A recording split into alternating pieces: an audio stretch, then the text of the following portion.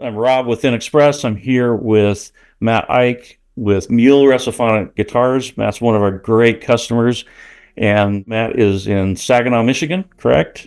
Yeah, And I have to. Usually, I wear like an InXpress shirt, but I've got the cool.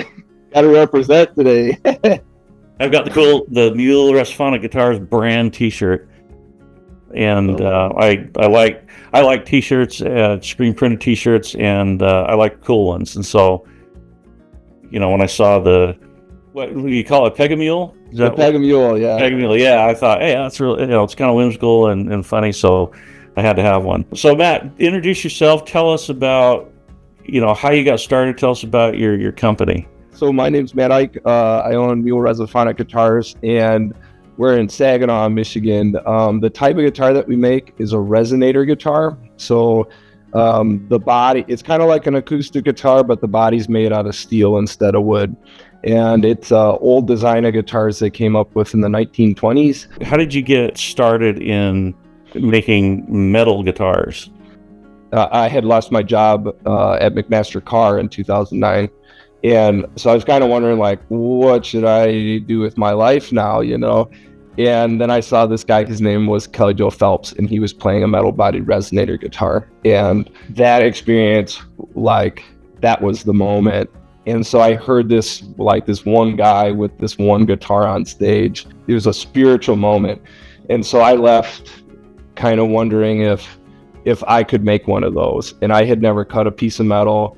I had never welded a piece of metal. I had never held a resonator guitar. Really? It was, I just became obsessed with it. And so I went into the closet in my brother's garage for about 2 years and just like went on YouTube on like how to melt metal, and like, oh, there's brazing and welding and soldering. Well, let me try to learn about all of these things. And then, buying tools and figuring out which ones were the wrong ones and just making piles of scrap. I had hair at the time. I lost all my hair, Yeah.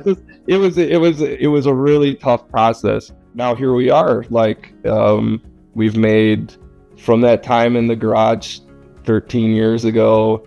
I think we're up to about 2,500 instruments, and there's a 6-7 month wait list still, and That's awesome. yeah.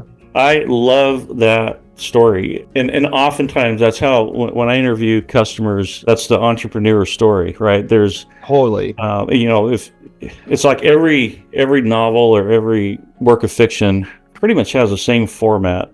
There's a protagonist, the antagonist, and then there's the guide, the person that serves them, right? Well, Yeah. every entrepreneur story is very similar.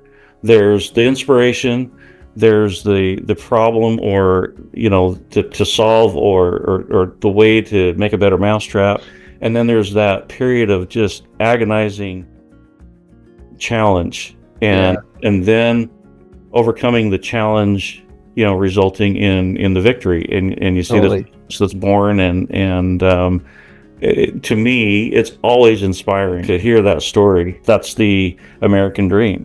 Yeah, and I think that's a perfect analogy for it because, like we were talking earlier about all the different things that we're able to do in this country and make into a livelihood that can support our lives, our family lives, the lives of employees. Gone to college and went to business school and had this idea of making these 10-pound steel guitars that, went out of business 100 years ago.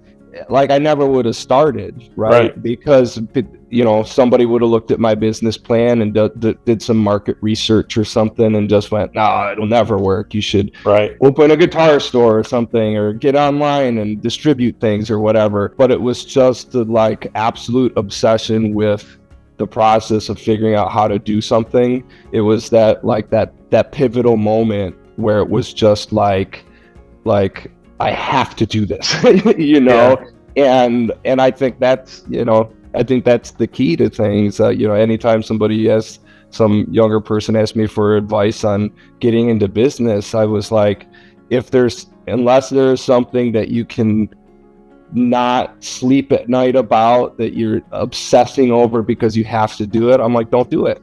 Like Yeah. you'll never survive the challenges of it if it's just this mental decision of what should I do with my work day.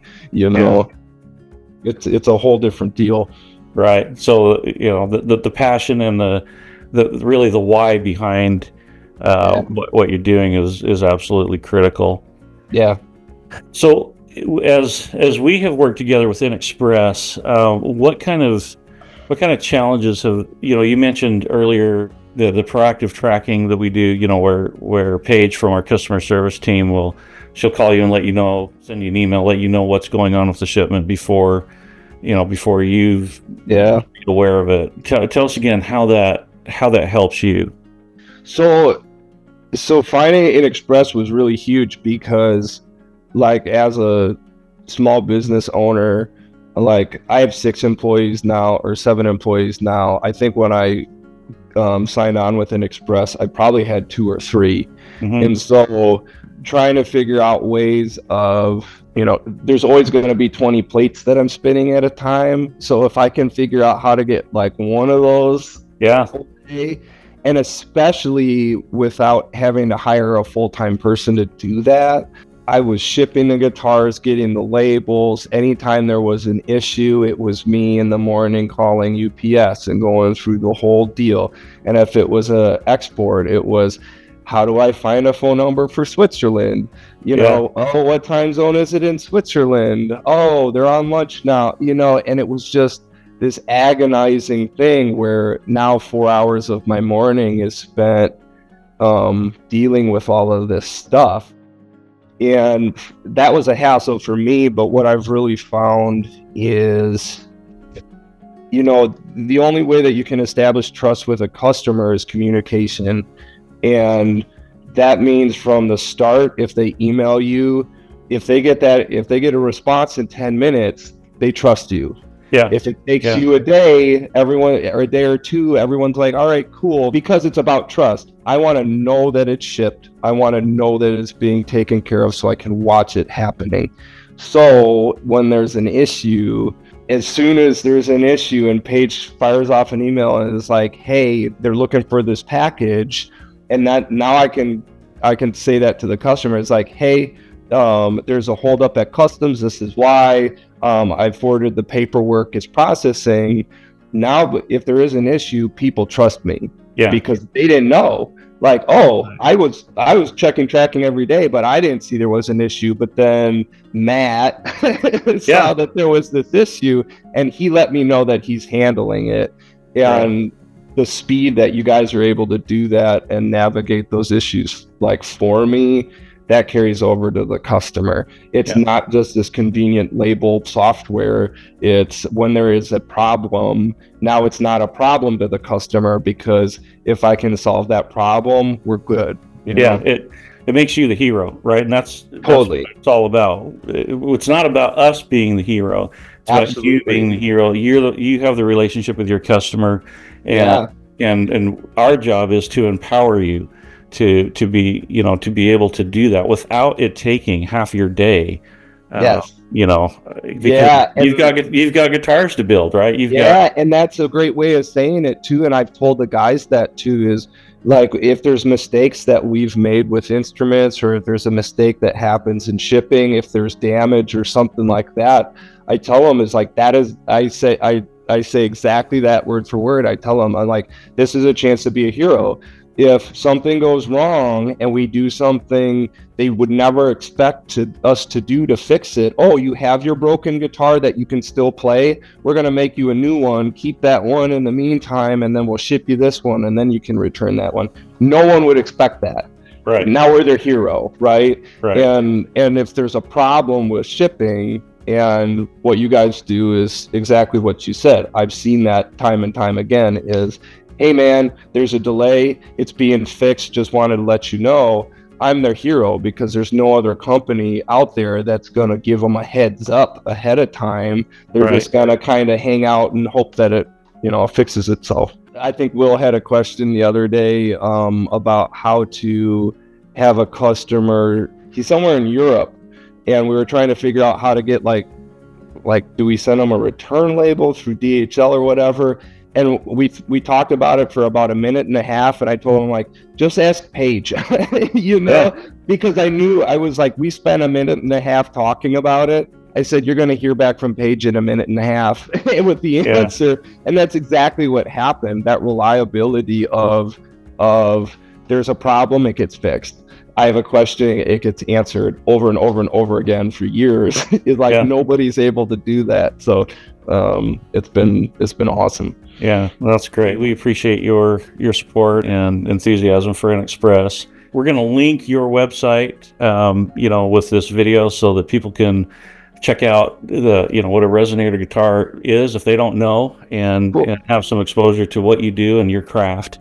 I'm really grateful. I appreciate you taking time to, record with me today, and especially for, your continued support of InXpress and just willingness to build the relationship and maintain that relationship. For sure. I mean, like, you guys earned it, right? Like, I've never sat down with the supplier for an interview before. Like, when you asked me about doing it, I was just like, heck yeah, Rob, like, whatever you want me to do, man. And that speaks to your guys' work, right? I never thought I'd be sitting here doing an interview with my shipping guy, and it's like, to be able to take that and make it something like extraordinary is awesome. It just says a ton about you and the people that work with you. So yeah, well, thank you.